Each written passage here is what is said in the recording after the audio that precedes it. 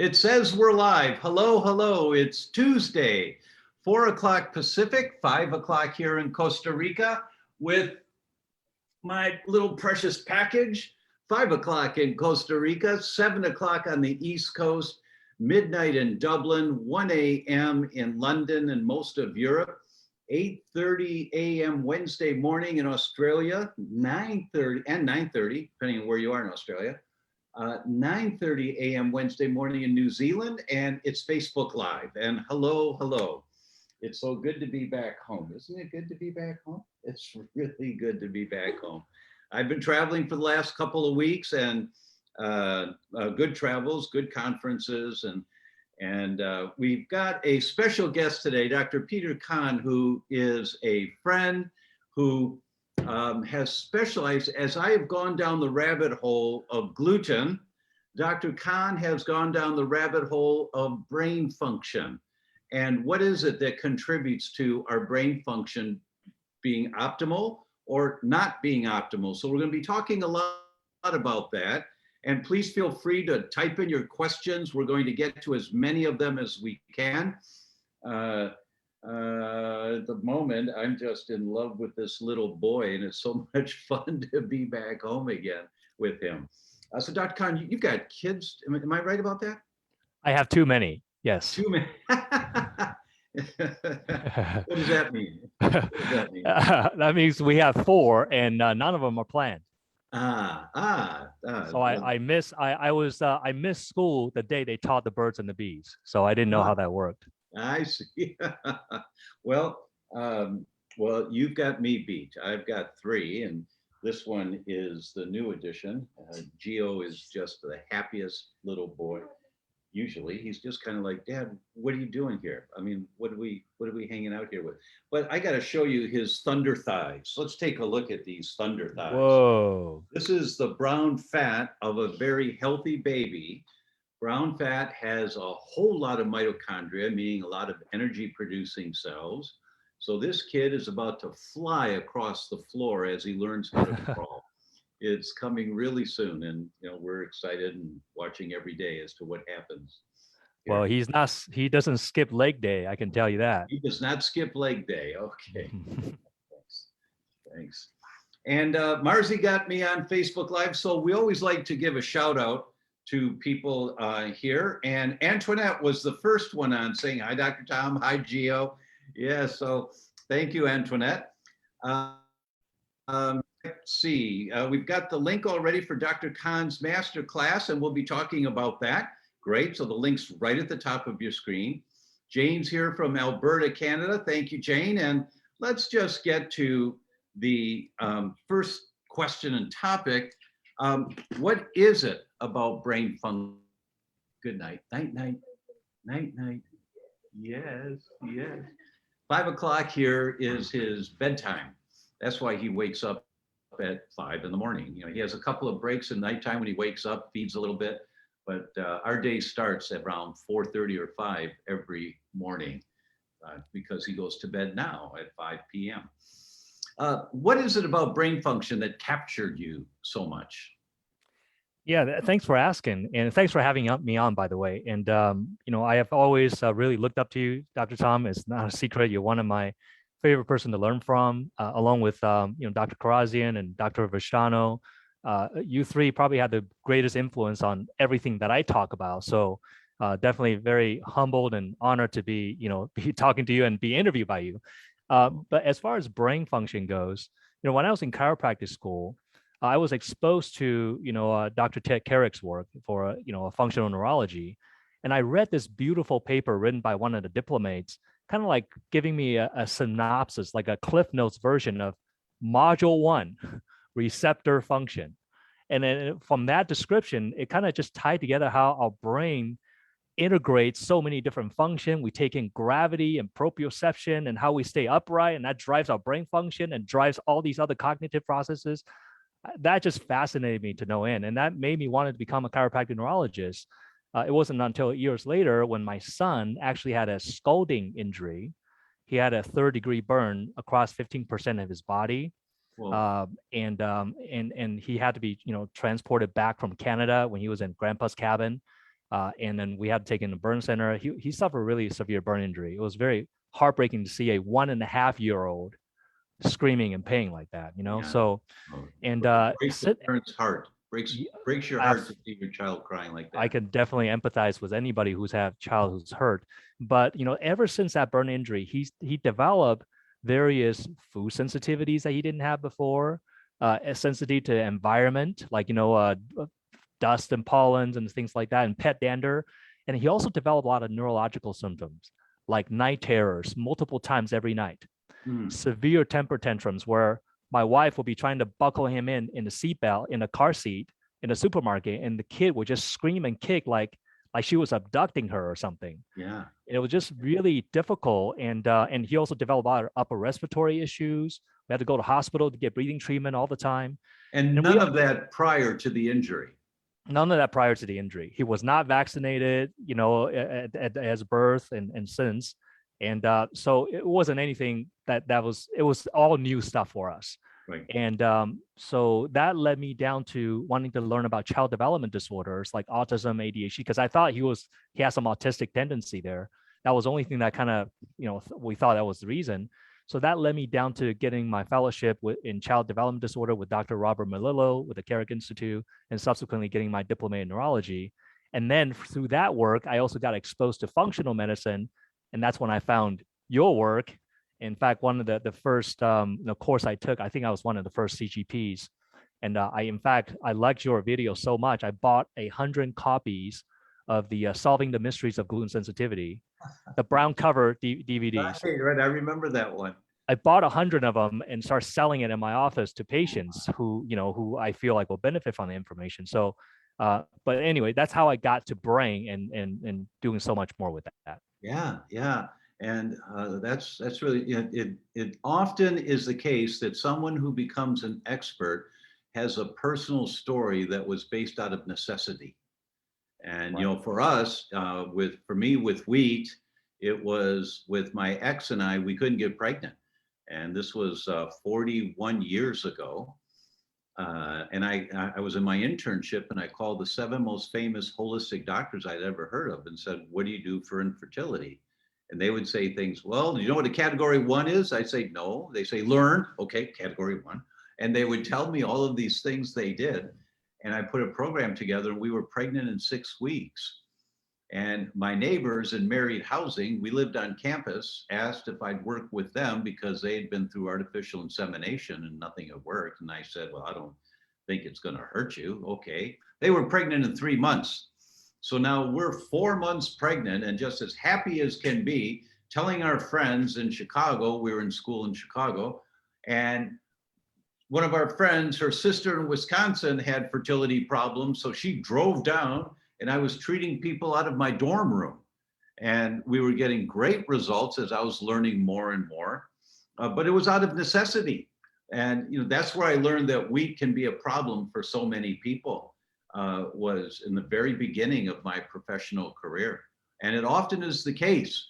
And unfortunately, my experience in practice is that most patients, you can tell them the greatest science, the most important facts that are indisputable, and they'll still do what they want to do to some degree. You know, they'll still do it their way until they get sick enough. And when they get sick enough, and then they're willing to do anything, and because I've tried the pharmaceutical route and it didn't work, what can I do? What can I do? And then they'll follow your guidelines. And I don't know if you've experienced that, but I certainly have so many times. Let me just back up and say a few more hellos here. Let's see, Deborah's here from MB Canada. MB, what would MB be? MB Canada. I don't know of a province that's MB. Patricia's here. Hi, Dr. Khan. Hi, Dr. Tom from Jane in Calgary. And Deborah says, hello from MB Canada, member of Dr. Khan's neurometabolic program and community. Great. Cindy's in South Florida. Kathy Johnson, is there a hope to reverse the brain damage that comes from having a sugar addiction for 50 years? Dr. Khan, how would you answer that? Well, my first question, and this is what I teach people in our digital program, first identify what the problem is. and make sure that when you say you have a problem, that you actually have that problem. So when you say reverse the brain damage that comes from sugar addiction, my question is, how do you know you have brain damage? Right. Like, how is that diagnosed? What tests, what doctor tell you that? Because sometimes, doctor or even people just assume, oh, I must have brain damage because I have poor memory. Right. Well, maybe you do, maybe you don't, So I think we have to clarify, our words, right? And ask good questions. I always tell my learners, ask better questions and you'll get better answers. If you ask a question that's not very specific, then it's going to be very difficult for you to get the right answer or for somebody else to answer that question for you. So Right. is there any hope to reverse the brain damage that come from having sugar addiction for 50 years? I wonder what kind of brain damage you're talking about.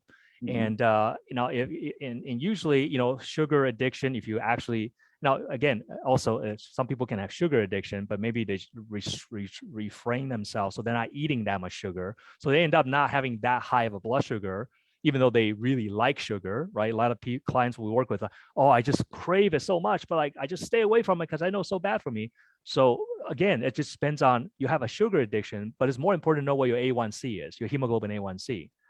Right. So the sugar addiction is less important to me as a clinician than your HbA1c, because that can have an impact on, causing brain damage. So is there any hope? There's a whole world. There's always hope. There's a whole world to look at in terms of blood sugar regulation to find out, do you really have a blood sugar problem? So Kat, right, ask a better question here, a little more clarity, and we'll come back to you.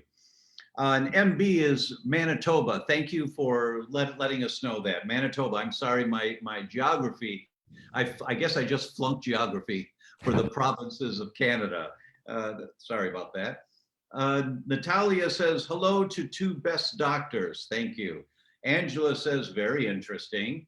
Jane Stodd says, I think I have a lot of inflammation. What can I do about that? Dr. Khan, how would you answer a question that says, I think I'm really inflamed? What can I do about that? I love this kind of question because a lot of times there's a lot to teach, like the audience, from the question, right? Because I think I have a lot of inflammation. So what makes you think that? What symptom do you have that leads you to think you have inflammation? Is it pain? Is it swelling? Or is it just brain fog? Or is it you have food reaction? Sometimes I have people say that I have inflammation, and I ask them, what symptom do you have? And they say that, oh, I don't sleep well. Well, like, is that really inflammation? It could, but it could be something else too. So again, I'm teaching the audience how to ask better question. And again, in our program, that's what we do all day. I don't really tell people, yeah, if you have inflammation, just take this. I don't actually speak to my people like that. I speak to them in a way that, hey, let's think about it. What does that actually mean? And what are all the different possibilities so that you can navigate it yourself, right? So all the learners, if you're watching this, I invited them over. If you're in my program, just say like, is that what I've been teaching you? If so, just say yes, okay? But anyhow, so I think I have a lot of information. I wonder what your symptoms are, Jane. And if you have inflammation, what can you do about that? And I think it's important to know that, okay, first of all, where is the inflammation? Is it specifically in the brain, or do you have arthritis? Or do you have, what do you feel? Or is it skin, like rashes? And then secondly, then is, okay, what is triggering it, right? Because you can certainly take all the anti-inflammatory supplements, but as Dr. Tom always says, if you don't address the mechanism, if you don't address the thing that's starting the fire, and I always say, and more importantly, catch the arsonist. Don't just put out the fire, catch the arsonist. Because if you don't catch the arsonist, he's going to set a fire in another room of the house while you put out this one. So find what's the trigger. Now, certainly you can do things for inflammation, right? Turmeric, resveratrol, glutathione, proteolytic enzymes. Like, we want to just talk supplements, we can. But I think it's better for you to think about like what's actually causing it. And then so you're asking even the next level question, which is more helpful. Right, right. So people that are here watching this Facebook Live know that supplements are a secondary and often valuable contribution, but primary is, where's the problem coming from? Now, over your left shoulder, there's a book on the top shelf, the third one from the center. That book right there tells you so much about what's going on in your brain and where is the inflammation coming from. Thank you so much. I'm glad to see that book there, right? That's great. 2 weeks, I had to argue with Rodale about the cover and the title for 2 weeks. They wanted something, some fancy title. And I said, no, no, the title is You Can Fix Your Brain. That's the title. And I want the rainbow colors in here. And so, but because it stands out, it easily stands out. Well, so the content is outstanding. Oh, thank you. Thank you. Oh, that's good. Thank you. Thanks. Yeah, that pun. I'm a pun guy. Yeah, well, that's great. That's really great. Maggie says, is there a Zoomer test for inflammation? Really good question, Maggie. And every Zoomer test is looking for, when you have elevated antibodies, by definition, that's inflammation. And so depending on what Zoomer you're doing, you're looking for the antibody level to wheat and different fractions of wheat, or to corn, or to dairy, or to lectins, or to soy, or to eggs, or to, I think there's one for fish, you know, but so if you have a positive, that is a marker. That's like a temperature gauge on the dashboard. That's a marker that says, yep, you're getting inflammation to these corn proteins. And these antibodies are circulating in your bloodstream right now. And people have asked me before, so what, doc, if I've got antibodies in my bloodstream to corn, so what? Or if I have antibodies to wheat? I mean, what's the problem? And that's a really good point. It's that those antibodies to wheat, as an example, they're trained to go after wheat because they're going after a protein signature of wheat. And there's different kinds of wheat, different components of wheat. You can be attacking the gluten or the glutenins or the gluteomorphins. I don't want to get geeky, but there's a bunch of different antibodies to different proteins of wheat. And the antibodies are in the bloodstream. You know, your bloodstream's just a highway. Everything's going the same direction, but there's no lanes of traffic. It's not organized. Everything's bouncing into each other.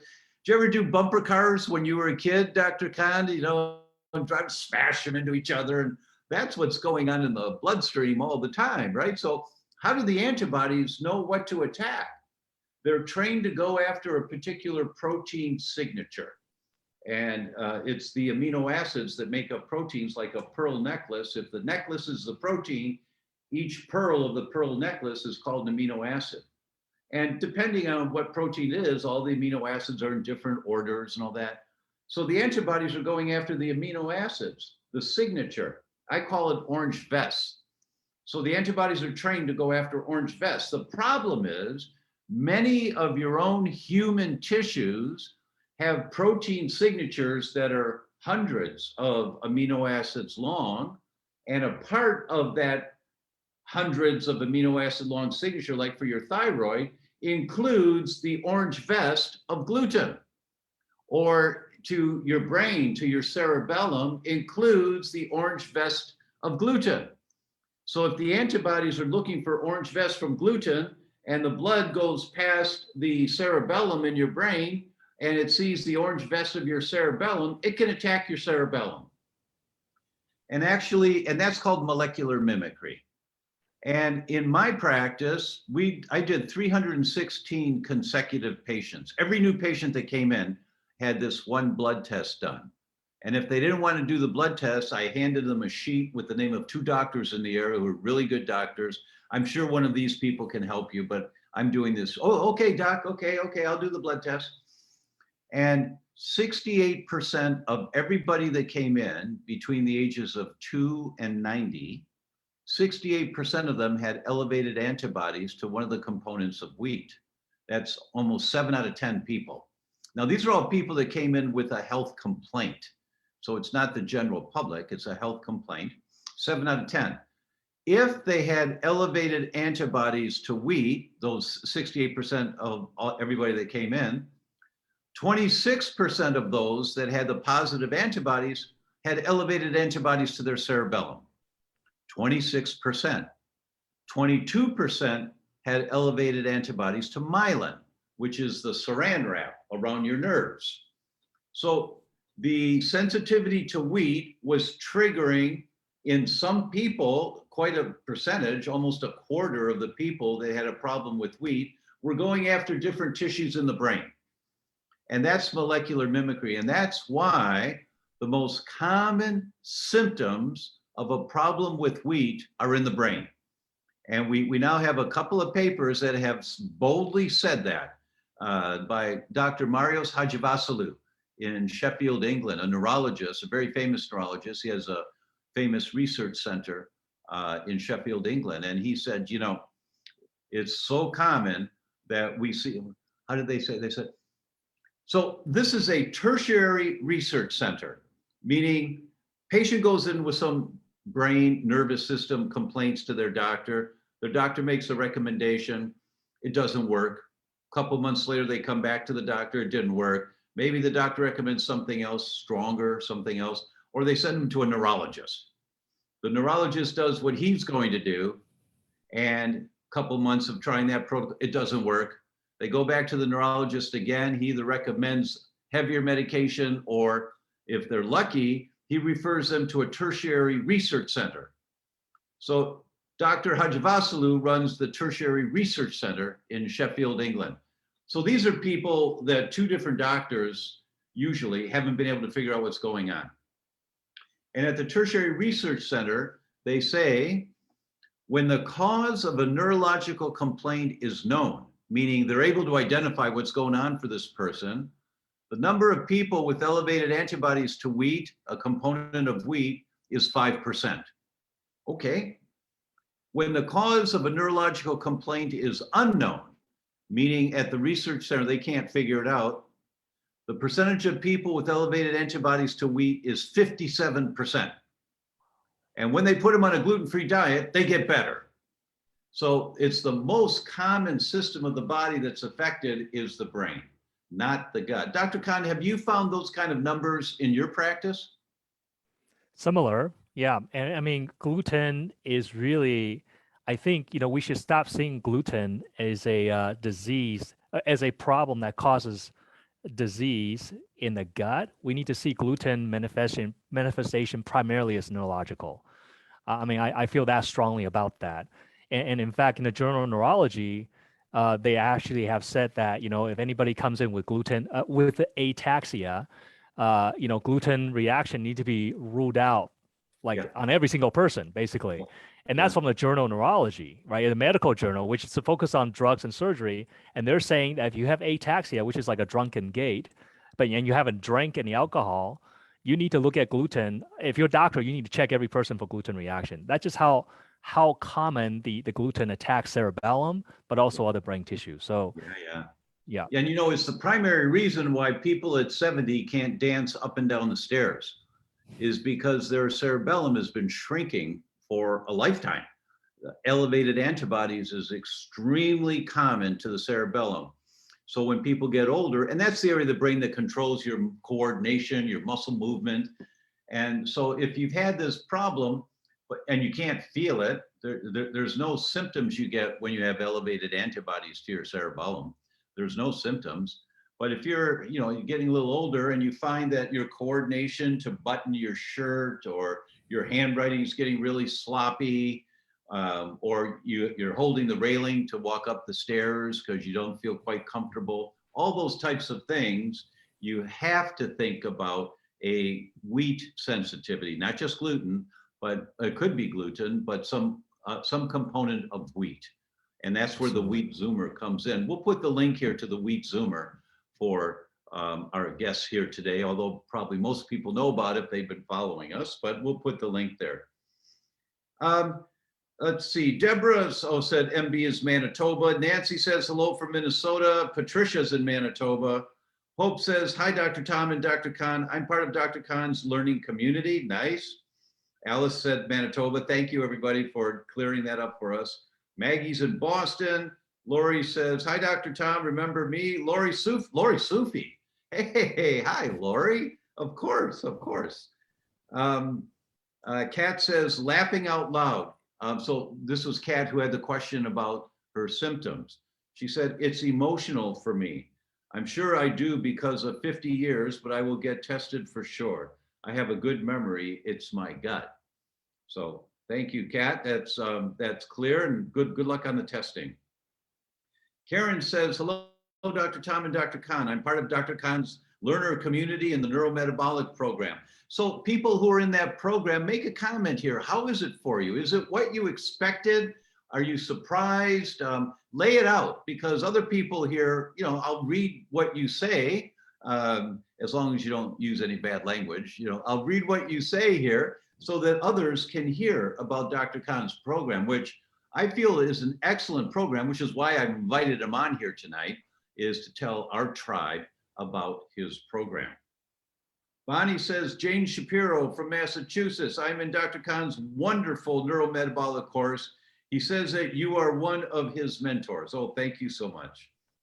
Mary Quinn says, I've been part of Dr. Khan's digital program learners community since August of 2020. I learned something new from Dr. Khan every week, 2 exclamation points. So, with 4 O's, so worth the investment. Great to hear. Great to hear. Thanks, Mary. Bonnie says, nice to meet you. Kim says, I've eliminated gluten and many other high inflammatory foods, but I still have bloating after meals. What's the best test for SIBO or other gut problems? Dr. Khan, would you like to take that? Yeah, so I hear that she has bloating, even though she has eliminated gluten. Is that correct? And other inflammatory foods. Okay, so so usually with bloating and with digestion, I always take this methodical approach. You know, because you got to look at digestion from north to south, right? Because you know the route of digestion is not like from the butt going back up. You put the food in this way, it comes out the other way. So, and then the physiological process, how the food digests, is all going north to south. So we got to kind of take that approach. So if you have bloating, and how high can we go north? We can go as high as the brain, right? We can talk about cortical issues. If you have decreased cortical function because you have brain fog or brain trauma or brain inflammation, that can start to have a decreased stimulation of the vagus nerve. A lot of talk about vagus nerve. I just want to make sure that people understand that the brain works in a loop. Okay, so what happens? Feedback from proprioception and movement goes up the spinal cord to the brain, and that drives our brain function so that we can actually have cortical output. And that cortical output contributes to the stability of our parasympathetic function and our brainstem function. So people with decreased cortical function, brain function, can experience decreased parasympathetic function and vagus nerve issues. So sometimes they can have digestion issues just because the brain's not working good. So the next question, how do I know if my brain's contributing to this? Well, pretty simply, do you have any brain symptoms? Do you have fatigue, brain fog, short-term memory issue, depression, anxiety, you know, these neurological word loss? If you have these brain symptoms, that means probably your brain function is somewhat compromised, right? Maybe at different lobes, or you have decreased brain endurance, right? You read a book, you fall asleep. You watch TV, you know, you fill out a paperwork, and then you just feel like you read 1,000 pages or something. Those are usually signs that you have some kind of brain dysfunction, and then that could have a descending influence, directly or indirectly, that can start to impact stuff down below, including digestion. So when we look at digestion, we have to look all the way up there, in my opinion. Okay, and then we go down like, are you chewing your food, mastication, right? If you don't chew, then you might have digestion issues. Are you eating rushed? And then are you having proper stomach acid secretion? Do you have good biliary function and pancreatic enzyme release? And then as you keep going further, leaky gut, absorption, do you have SIBO? So it's not like I have bloating, SIBO. So it's not every single case of bloating is SIBO. You know, that becomes too generalized. We have to ask better questions and be able to find out what specifically is causing your problem. And sometimes SIBO is caused by a decreased vagus nerve function because problem on top, right? Because that brain-gut connection. Let me ask you, when someone presents with digestive dysfunction, like this person's question, what percentage of those people do you find there is some brain function contribution or brain dysfunction contribution to their gut symptoms? What percentage do you find in your practice? I would say a majority of the time. I would say 70%. Maybe 75%, right? Certainly not every single person with gut dysfunction have a brain issue component, but it's more common than you think. In fact, so much so that I created a whole masterclass called a BrainImmuneGut Masterclass to highlight this interconnection. And I think a lot of people just think like, oh yeah, because we talk a lot about gut microbiome. If it's messed up, can impact your brain, and you can have depression, anxiety, and all this stuff from gut microbiome. Gut microbiome issue causes this. Gut microbiome issue causes that. So everything's like gut impacting everything else. Gut, all disease begin in the gut. Well, some disease can begin in the brain too, So that's really important to understand, because some people just went south as you were going through this really good explanation, but it's a little geeky for them. So they start thinking about dinner or something else. And that's why I asked the question, because 70% of the people he sees, because we're talking to a neurologist here, and he says, they've got gut symptoms, but about 70% of them, we also have to look at brain function and get that more balanced, and then their gut feels better. So that's the kind of information you get in this master class. It's like you take a step back and you just, wow, I never thought of that before. Well, let's just take a look. It's on the checklist. Let's not forget it. And so that's a brilliant answer. And I'm quite honestly surprised that you find about 70%. And I've just not looked with all of the gut symptom patients for brain dysfunction. So I really wouldn't have an accurate answer if somebody asked me that. So that's really great to know. Really great to know. Nancy says, hi, Nancy from Arizona. I'm part of Dr. Khan's community. Pat says, hi, Dr. Tom and Dr. Khan. Happy to be here and learn from you too. I'm part of Dr. Khan's program. Good. Deborah says, that's okay. We aren't here for a geography lesson on Manitoba. Thanks, Deborah. You're very kind. Dorada is, hey, Dorada. Hello to both of you. I'm also part of Dr. Khan's learning community. Cindy says, also part of Dr. Khan's digital program, amazing program. Julie says, hello, MB. Cindy says, yes. Simara says, hello from Dr. Khan's neurometabolic digital program group. So this is great. So many people who are here tonight are part of this group. Mary says, yes, 100%. Luann says, I've been doing intermittent fasting up to 17 hours, only 2 meals a day. What's your thoughts on this? I feel great. Dr. Khan, you want to begin with this one? Yeah, I say if you feel great, then that's great. Then you should keep doing it, right? It's all about what works for you. Because some people, they can't intermittent fast because their blood sugar is so unstable and they're so hypoglycemic and they're so fragile and they have Epstein-Barr, they have everything on the sun, and intermittent fasting makes them crash. So I think there's, a lot of times it's like keto is awesome. It's like the only thing you should do, or intermittent fasting is the one thing for everybody. Fasting has benefit for everybody if you can actually benefit from it. And some people, they just can't benefit from it at this moment in time because they're not healthy enough to even fast. The goal is to get them healthy enough so they can fast, so they get the benefit from it. Just like some people, their knee hurts so bad, they can't exercise. That doesn't make exercise bad. Exercise is great, but you can't exercise because your knee's hurting. So get that knee better so you can exercise and get the benefit from the exercise. Really good answer, really good answer. And for those that don't know, the idea intermittent fasting, it means that you eat all of your food within a certain number of hours. And the most common one is 8-16. And this is Luann who said she's doing 7-17, which is great. And as Dr. Khan says, so many people grew up with Kit Kat or Three Musketeers or Snickers and soda pop that their blood sugar has been blown way out of balance. And it's hard for them to not eat more regularly during the day. It's not an essential part of life that we're supposed to eat 3 or 4 meals a day.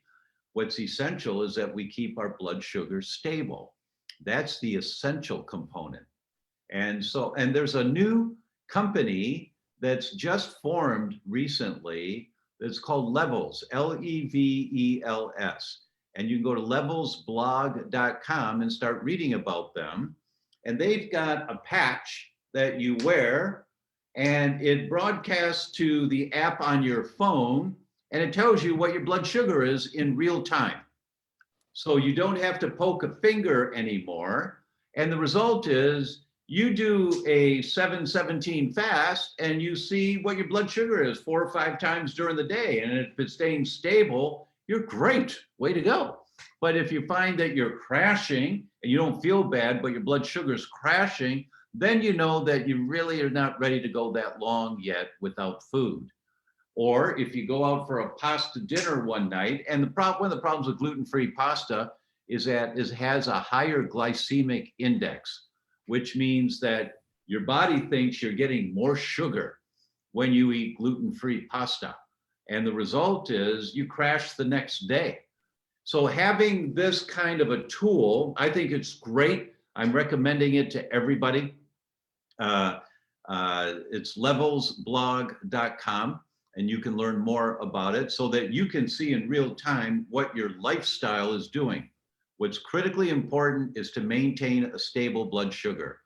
And once again, so many people are their blood sugar regulating system is so beat up by all the ding dongs and ho-hos for so many years that you can't do it right now. You can only take baby steps. It'll take you 6 months or a year to be able to do an intermittent fasting. But this is a tool for you to determine how that's going for you.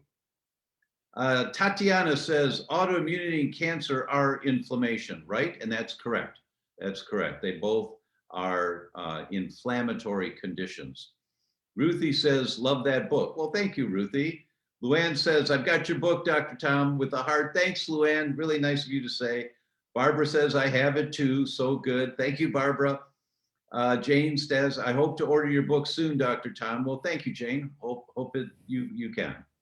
Amal says, love the cellular inflammation marker and the vibrant micronutrients panel.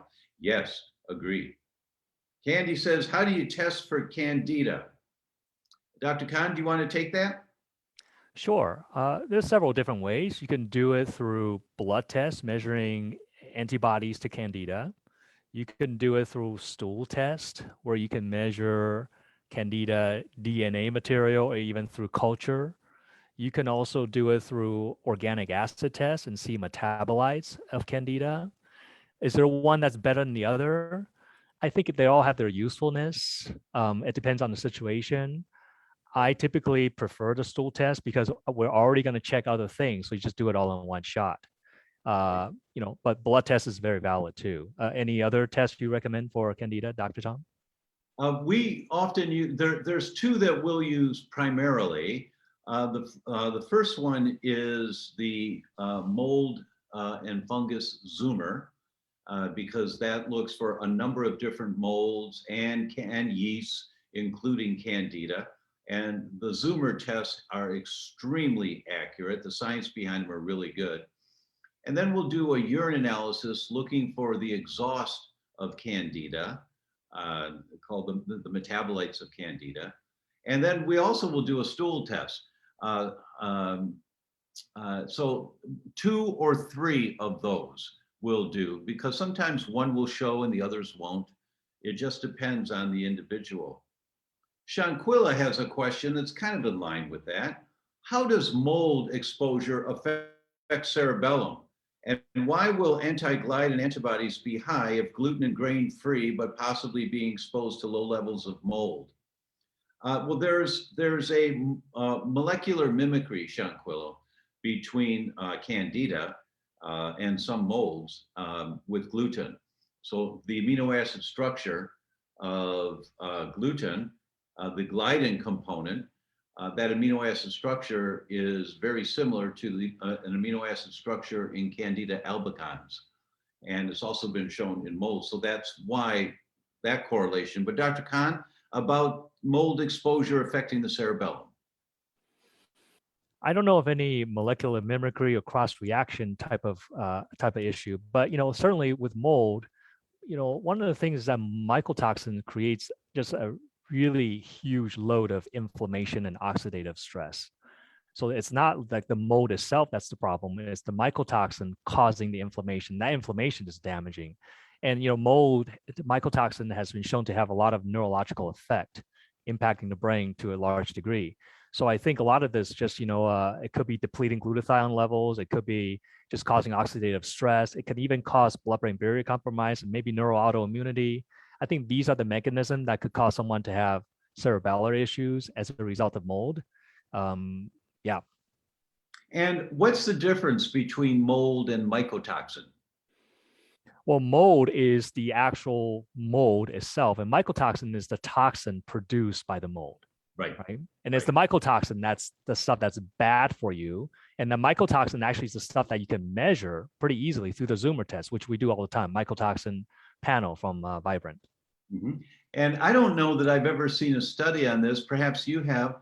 Have they ever identified actual mycotoxins in brain tissue that are accumulating in the tissue? Or mold, if you're breathing mold, it comes up through the olfactory nerve. Is it getting into the brain and hanging out there? I have not come across any study, but it definitely seems plausible that you can actually get it directly through inhalation, through the nasal cat, through the mouth, or Right. even maybe through the bloodstream and then leak through there. I don't know what the molecular size is, can it cross the blood-brain barrier? But if you go through the olfactory nerve, you're kind of bypassing a lot of that. So, Right. I Right. mean, Right. it's And a good I'm not question. sure, but I've always assumed that's the case because you find antibodies to mold and you find antibodies to the mycotoxin, and Right. they're certainly they get into the brain. So I'm assuming there's actually some mold in there, but I've never seen a study that confirmed that. Mhm. Maggie asks, what gluten-free pasta increases blood sugar? All of them. But the studies that I've read have been specifically on corn and rice, that those two, and the combination, corn is the worst that I've read about. I've only seen one or two studies about quinoa or amaranth pasta, and it also increases blood sugar. The glycemic index is higher because you see these pastas. One of the, I don't want to say the good things about wheat pasta because there's more bad guys in wheat than there are good guys, but there are some good guys in wheat. And in wheat, the prebiotics in wheat feed the good bacteria in your gut. Actually, 78% of the prebiotics in the Western diet come from wheat. And these prebiotics, not the probiotics, the probiotics are the good guys in your gut. The prebiotics are the foods that feed the probiotics. And wheat pasta has prebiotics in it, but gluten-free pasta does not. It's just white paste.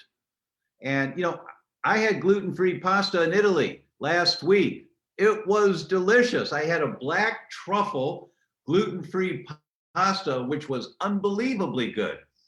And the owner, he came out and he said, I'm so sorry. I'm so sorry, doctor. I'm so sorry. I said, Luca, what's wrong? He said, I forgot, and they made regular pasta for you, so we have to start over. I'm so sorry. Please, another glass of Prosecco, my treat, please. And he was apologizing because they have to heat the water again, that they heat water only when you order gluten-free pasta because the other water is boiling all the time for regular pasta, right? But not gluten-free. They always make it fresh. But my point is I had gluten-free pasta last week, and I'm going to have it every once in a while.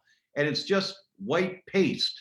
It's not healthy. Oh, it's healthy. It's gluten-free. It's healthy. No, it's not. It's just not poison for you, right?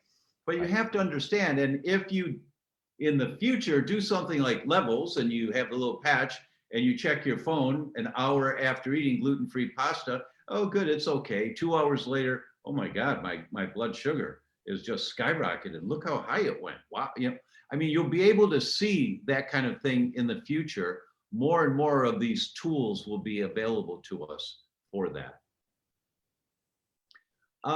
Joel asked the question, what's your take on SSRIs, Dr. Khan? I also have gluten issues, gene carrier, been gluten-free, however, still have sleep anxiety issues. My doc wants me to try Lexapro, however, I'm unsure. Okay. Well, so the first question is, what do I think about it?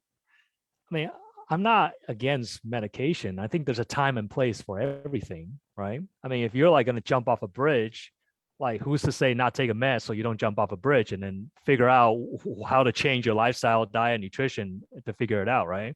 So I'm not saying it's all bad. It's just, what is your goal? What are you trying to accomplish? But obviously SSRI is a band-aid. It doesn't fix anything per se. It treats a symptom, and it doesn't do that very good anyhow. It works like half of the time. Most of people a lot of people on SSRI still have depression and anxiety anyways. More important question is you're gluten-free, but you still have insomnia and anxiety. So that means that gluten is not necessary. Going gluten-free is not enough. There's other reasons besides gluten that's causing your insomnia, right? So remember, ask better questions of yourself. Like ask, okay, I still have anxiety, but I'm gluten-free. What gives? Is it the gluten? No, you probably still need to be gluten-free, but there's many other things that can still throw off your sleep, like blood sugar dysregulation, adrenal issues, or you're inflamed, or you're stressed, or you have gut dysbiosis or gut infections. So these are all things that you have to look at. That's why you have to go through step by step in a roadmap fashion. So you, like Dr. Com says, you check all the boxes in a sequence, so you're not missing something, because it's really easy to miss it when you're just chasing like it's got to be Lyme or mold. Everybody has Lyme and mold. No, not everybody has Lyme and mold. You got to find out what is it about your situation that's causing your problem. Really good answer. I totally agree with. I mean, it may be the 10 o'clock news. You're watching the news every night, which is never happy. Nobody should watch the news at night, because then you go to sleep depressed because of it's always bad news. When is the news on television ever good news? I mean, it's extremely rare. If you want to watch the news, watch the 5 o'clock, or the 6 o'clock news, but not before going to bed at night. That makes no sense. Julie says gluten-free pasta such as black bean, chickpea, or red lentil pastas. Really good question, Julie. You're absolutely right. The glycemic index of those is lower. That's true because there's some nutrients still in those bean pastas, the chickpea pastas. It's not just white paste. There's still some nutrient in there, some fiber. Christine says, any alternatives to omeprazole for acid reflux and indigestion that won't damage the liver? Or is omeprazole safe for the liver? I don't know if omeprazole is safe for the liver, but is there an alternative to omeprazole? Yeah, I mean, address the root cause, right? Most commonly, it could be H. pylori, low stomach acid production. Now, sometimes you can have autoimmune gastritis. I mean, I've seen quite a few of those where they have parietal cell antibody, and these people have autoimmune gastritis, and they can present with heartburn reflux. And nobody ever bothered to check parietal cell antibody when they present with heartburn. It's not common, but I said I've seen several cases of that, and they did really well once we addressed the underlying autoimmune part of it and identify the trigger and remove the trigger. So there are natural things you can do, but again, it's about finding what's causing the reflux. I mean, that's one of those things where if you're on omeprazole, it's one of those things that vast majority of the time, in my experience, people are able to eventually come off of omeprazole and those PPIs. This is a good learning for everyone. As Dr. Khan was answering the question, and he's absolutely right, why do you have acid reflux is critical. And if your doctor didn't check H. pylori, that's malpractice. I mean, it's so common. I mean, depending on the study you read, 50 to 90% of the world population has H. pylori elevated in their body, in their stomach. That's how common, and it's easy to get rid of most of the time. So if they didn't check that, Christine, I would wonder about the person that you're seeing, because it's so commonly known. And while Dr. Khan was answering the question, I just went to Google and I typed in omeprazole and liver. And the first thing that comes up is it interacts with the cytochrome P450 system in the liver, and it inhibits 1A1 and 1A2, which are really important detox pathways and critically important to metabolize caffeine, as an example. So if you're drinking coffee and you're taking omeprazole, you're not going to digest that coffee, because there's studies that say, oh, drinking coffee increases your risk of heart disease and people die early. And then there's other studies that say, oh, drinking coffee extends your life. So what studies do you read? Well, the answer is, it depends if you carry the gene for 1A2. If you've got the gene where 1A2 doesn't work very well, coffee is not right for you. You're a slow metabolizer, a slow detoxifier. And so if you're taking omeprazole, it makes you a slow detoxifier. So it's not something you want to take unless you absolutely have to. And as Dr. Khan said earlier, yeah, sometimes you need some meds for a while you're exploring where is this problem actually coming from. So ask better questions while you're putting the Band-Aid on the oozing wound. So the Band-Aid can help. That's a really great analogy, Dr. Khan, about asking better questions. Julie asks, Dr. Tom, wheat zoomer, is it still going to provide a valid response if a person has not intentionally included gluten for over 2 years? Cross-reactivity is always a possibility. Will it be possible to tease out celiac disease or non-celiac gluten sensitivity in this situation? The answer, Julie, is yes. Yes, it's possible, and this is why. One of the greats in the field of gastroenterology, specializing in celiac disease, is Dr. Peter Green at Columbia. He and the team there, they gave 804 people testing equipment to go out into the community and test foods for gluten. And so they were told to test 7 different foods. So that's 5,624 different foods ordered off of gluten-free menus in gluten-free restaurants. They tested 5,624 gluten-free foods. So they ordered from the menu, the waiter or waitress walks away, they pull out their testing equipment. The waiter or waitress comes back with these 7 different dishes that they order, and they immediately take out the testing equipment, they test one. And then they put a new cartridge in, test another one, and then a new test another one. 32% of everything on a gluten-free menu is not gluten-free. 32% of everything. And this is from the journal Gastroenterology. It came out in 2019 from Peter Green and the group at Columbia. 52% of gluten-free pasta is not gluten-free. It's contaminated. 54% of gluten-free pizza is not gluten-free. It's contaminated. So I would wager $100, Julie, that when you do the wheat zoomer, it's going to come back positive. And even though you've been gluten-free for 2 years, we find this all the time. And then we educate people about the cross-contamination and why it's so important to take the digestive enzymes anytime you're eating anything that may be possibly contaminated. And there's 2 enzymes, and we'll post the links in here for both of them.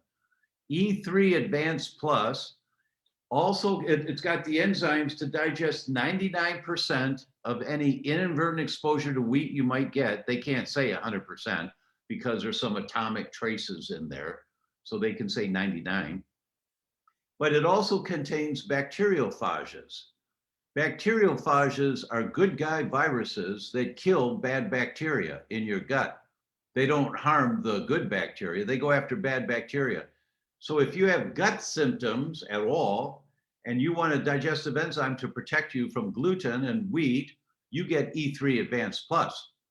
If you don't have gut symptoms, you've got brain symptoms or skin or joint or something else, and you want the enzymes to protect you, it's Wheat Rescue, because there's more digestive enzyme power in Wheat Rescue, but there's more gut protection power in E3 Advanced Plus. That's why we've got both.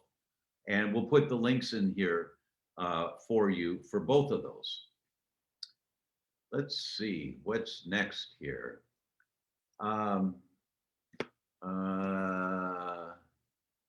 Just a moment. Here we go. Heidi says, my 12-year-old daughter was diagnosed with celiac 3 years ago. We're strictly gluten-free.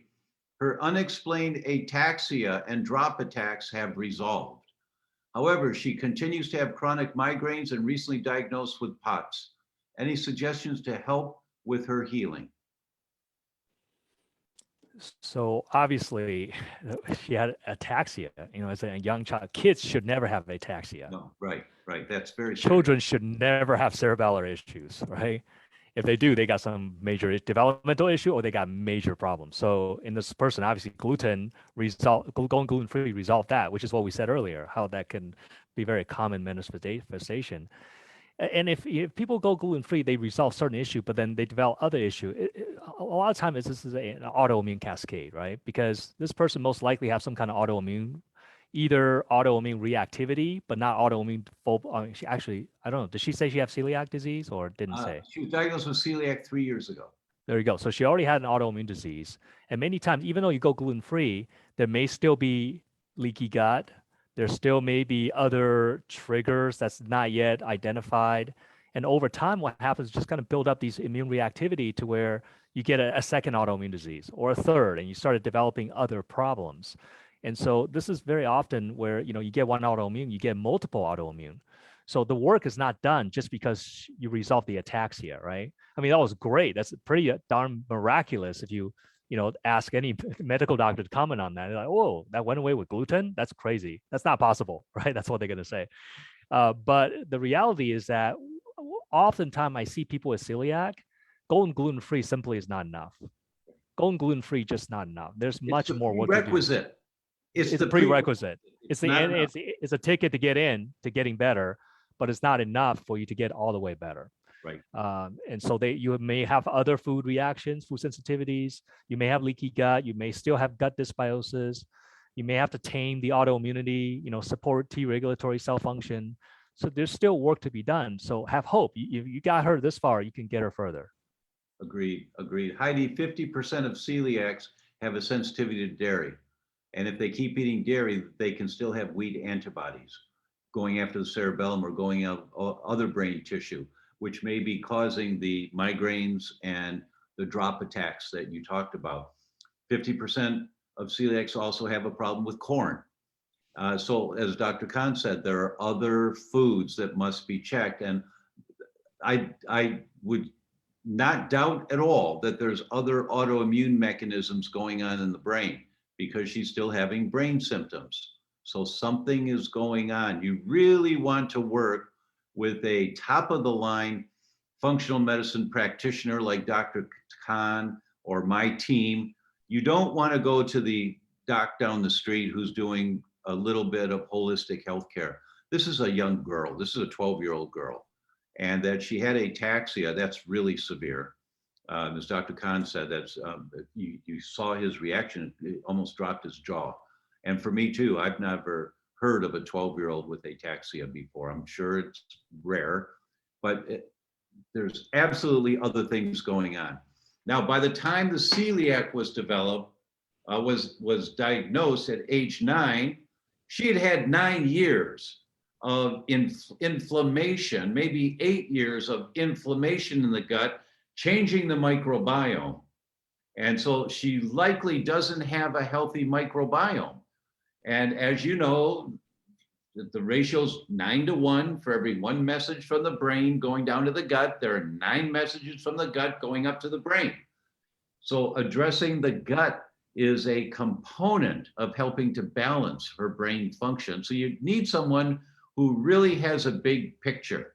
Once again, either Dr. Khan and I think this would be a one-on-one more than a masterclass. The masterclass is great for education and slow time, but we got a 12-year-old girl here and she's having neurological symptoms. She's having migraines and drop attacks. So there's something going on here that we need to identify. Right. This is not something you try to figure out yourself. See a practitioner, please. Yes. See a top of the line practitioner. A competent one, yes. Susanna says, how long does one need to wait for results after stopping gluten?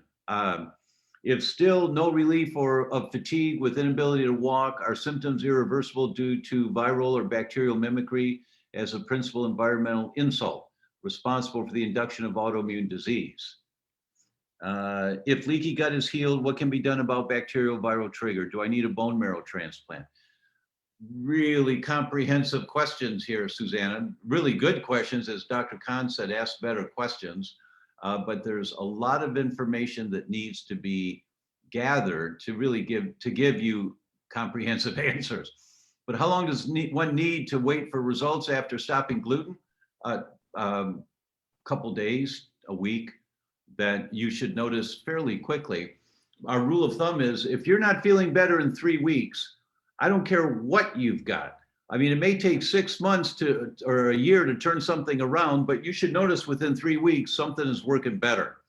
If you don't notice in 3 weeks and you're compliant with what the doctor's recommending, and they've given you a full recommendation, they're not tearing it up slowly, but they say, all right, let's get started. Let's just do this, this, and this, and let's observe how you go. And if you're compliant with it 3 weeks, you should know, or there's something that they're missing. I don't care what it is. I don't care if it's sleep issues. I don't care if it's chronic fatigue, whatever it is, you should notice. But rarely have we ever had anyone whose only problem was their sensitivity to wheat. There's other things going on, and you have to identify what those other things are. Viral bacterial infections are a really common one. You hit that on the head. So you have to check for, do I have bacterial infections? Do I have elevated antibodies to bacteria? You have to look for this stuff. And so work with a practitioner who can guide you in, the rule is test, don't guess. Once again, test, don't guess. Dr. Khan, you want to add to that? I think you kind of hit everything on the nail there. And she's asking a lot of questions. And some of these are good questions. You know, are symptoms irreversible due to viral or bacterial mimicry? Yeah, I mean, they're really deep questions. I think in general, are symptoms irreversible?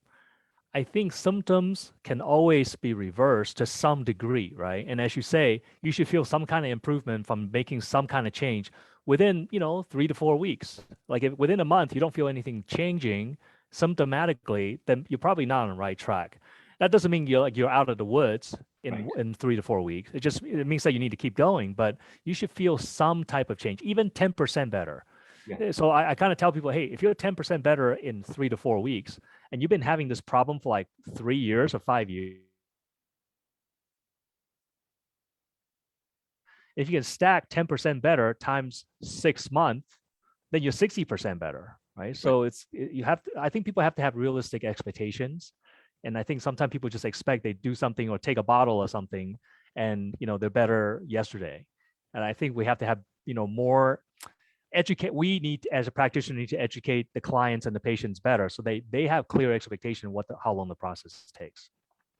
Annie asked the question, I can't quite hear today. I've given up trying to fix myself. How can I get a consult online to Australia, please?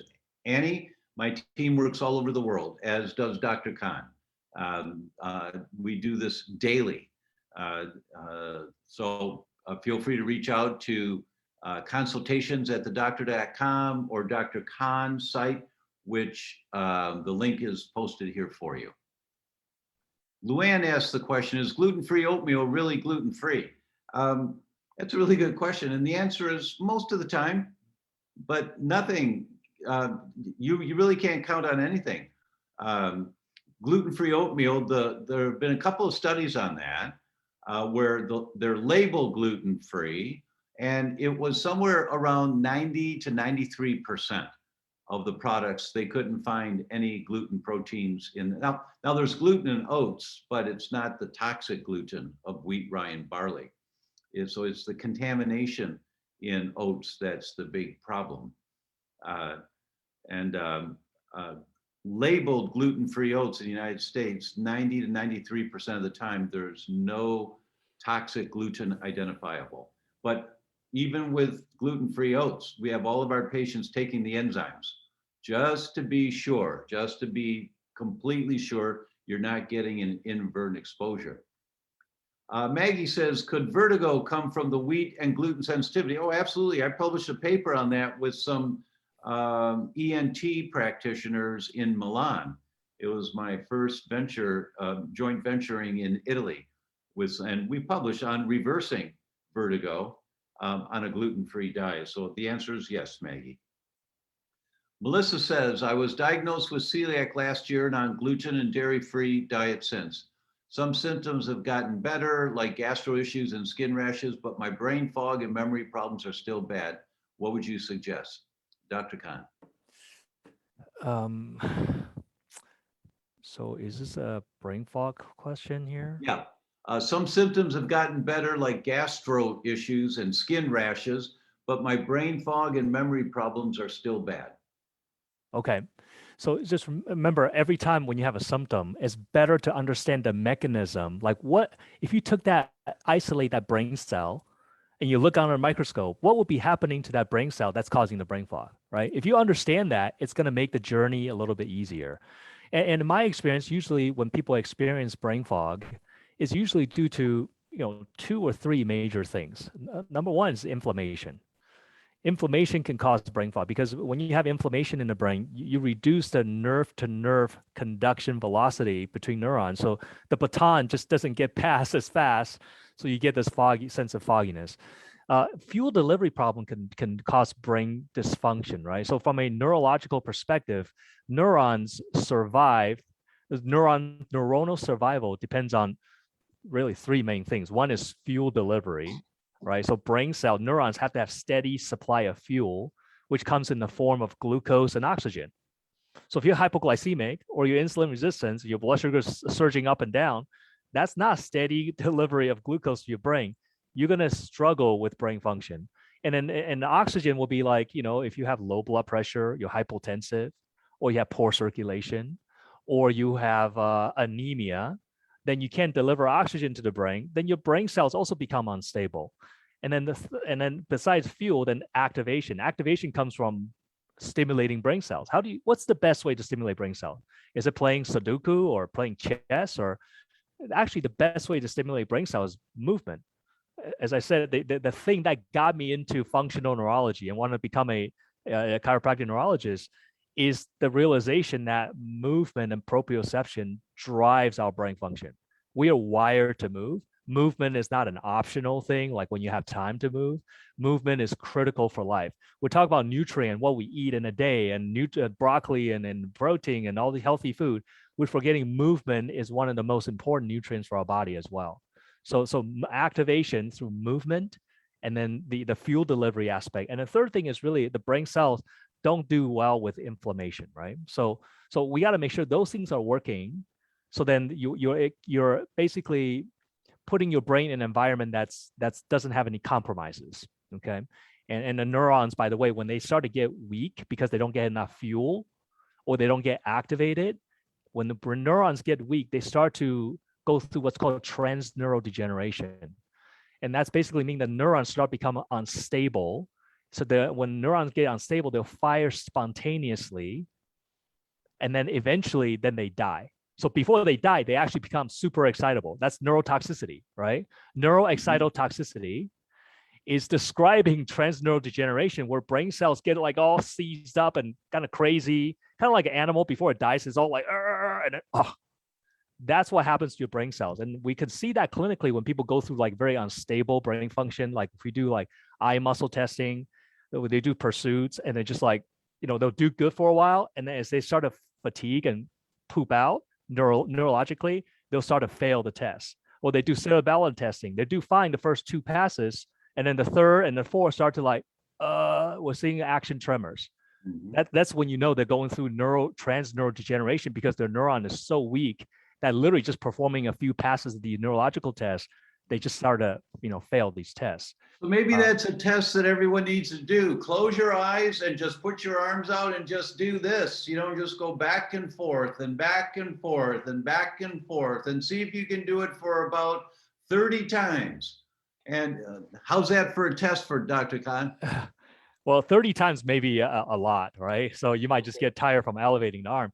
But that test, there's a lot of little nuances to it. So usually, like if you just do it with your arm out and touch your nose, the distance from your elbow to your fingertip, that's about the distance to your nose. So you can actually just get it right by accident if you do it this way. So to make the test more sensitive, we'll have them come from the front, flip the finger over. You have to stick out one finger. You switch the finger every time. So you're testing like dexterity and parietal lobe sense, localization. And then you're seeing, you're not just looking whether they can touch the nose. You're looking at the trajectory. Are they going like this to get there, or do they have a little shake? Does the body start to titubate and losing central cerebellum function? So there's a lot of little pieces to it, but that's more for clinicians, But cool. For the average person, they could do that, but somebody have to watch them do the test, because we actually have them do it with the eyes closed, right? Obviously, you do it with eyes open, then you're seeing your finger coming in. That's pretty easy. Right. Yeah. Right. That's great. That's great. Last question. Oh, well, first I'd like to comment on that. I've been recommending people one way to work your brain coordination in your cerebellum. So everyone that has elevated cerebellar antibodies has heard this from me. Get a mini trampoline and walk on a mini trampoline. Just the little ones are just off the floor, 6 inches. And if you're an elder, you can get the ones that have a rack so that you can hold on, and you just start walking. And then after a while, you'll be able to do a little bit of twisting. And then after a while, you can do it like this. But there's no better exercise that I know of that people can use for movement for their brain than doing a mini trampoline. It's just an excellent, inexpensive, you can do it anywhere kind of exercise. Dr. I love Khan, it. have you found that to be true, the mini trampoline concept? Yes, I think mini trampoline has general benefit that's benefit for everybody. The reason is because when you're on trampoline, you're kind of going up and down. And Right. if you go on a down phase on the way up, your spine and your muscle gets loaded, right? The weight comes down, and that Right. loading gives you that little extra firing of the receptors of the proprioceptors to stimulate the brain. And then you come off of it, so it's like this oscillation stimulating the brain. And you're upright, so your spine and your spinal musculature has the most number of proprioceptors, like more than the shoulder or the elbow. So the more distal you go, the less proprioceptor. The spine is the most richly populated, especially C1, C2. So when you're upright bouncing like this, and the part that has the most population of receptor are getting stimulated. Now, certainly in a clinical perspective, some people just have like, man, their left shoulder is always busted. So they have decreased proprioception in the left shoulder. They just have a left cerebellar demise because they have some kind of joint restriction due to some injury. Then we might do something more specific to one side. But yes, for everybody, just loading the whole spine is good. Or you could even do it with like bridging exercise. Just do bridges, right? Even if you bridge like a supine bridge, you're still loading the spine and getting your muscle to work. But I love the trampoline idea too because low impact. Angela says, what gluten test do you recommend for patients with ataxia and neurological problems? So Angela, there's 2 that we start with, and that's the introduction, and then perhaps others later, but that is the Wheat Zoomer and the Neural Zoomer Plus. Those 2 tests will give us enough information about wheat, about intestinal permeability, leaky gut, and about inflammation in the brain. That's the place where we would start. Dr. Khan, would you have a slightly different view of where to start for a person on what gluten test to do with ataxia and neurological problems? Gluten test. I would just go straight to wheat zoomer, right? Mhm. It's to identify that, and then more importantly, I actually go to neural zoomer, Yeah. right? And then we want to see if they have cerebellar antibody, Purkinje cell antibodies, and so forth, and even glutamic acid decarboxylase, Gas65 antibodies. But Mhm. I think you could do the genetic test, but I think just measuring current reaction so we can educate the patient that, hey, you have antibody. And then we can also link it to like, oh, you also have cerebellum antibody. Look, gluten antibody, cerebellum antibody. They're Mhm. like this, Mhm. peas and carrots, they go together. You better be gluten-free and then some, because usually there's more problem than just gluten. They probably have barrier compromise, which means that they're probably sensitive to a whole bunch of stuff too, right? Right, right. It, it's an adventure to find out on that Yeah. one. We've gone over by 13 minutes. It goes so fast. It always goes so fast. We can just go on and on and on. So I want to thank you for being available today, and I'm so grateful that you were, because our tribe gets to see what a chiropractic neurologist who specializes in functional medicine is all about. And it's really great. And I'd encourage everyone. Dr. Khan's master class is one where you're going to gain a whole lot of information and more ahas and more understanding of how to move forward in your future plans for your health. So Dr. Khan, thanks so much for being with us. Thank you. Thank you so much for having me, and thank you for all my community and my learners that are here to support me. They're great. We have a great community, and they're great people too. You bet, you bet. All right, everyone, we'll see you next week, same time, same place. Take care. Bye bye. Bye-bye.